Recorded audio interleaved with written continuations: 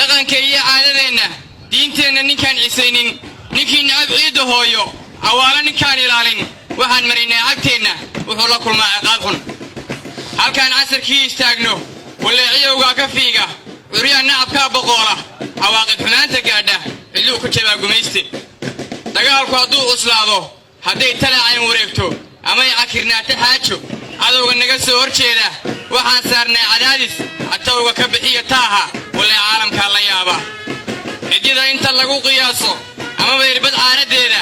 ciddii xadka soo tallowda hubkayga intaan cabbaysto intaanu uskuda rakuubo anaa ku cabbira gantaallo cabaadkoodana dhegaysta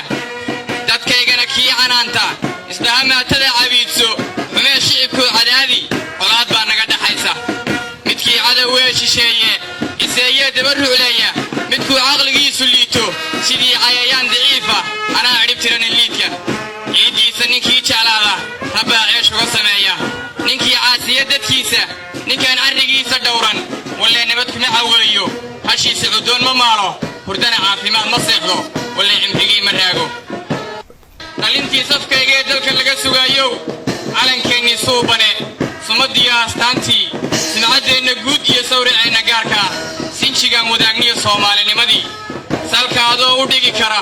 u horseedi kara nabad dhaqaalana samayn kara maxaad uga sadcaasheen qaaraan saaka dhaamiya waddan aniga ila siman sawd maxaad ka doonteen suudaan ka qabataan siiriyana ku joogtaan soomaaliya ku diiddeen salfudeedku waa maxay suntayaa walaaqoo siidhiga idiin tumay sooyaalka dib u raac 60 sano horteediyo gumaystiinna saaraa kuwii naga sifeeyee gobonnimada soo helay soo da'deenna ma ahayn soo iswaa'el ma ahayn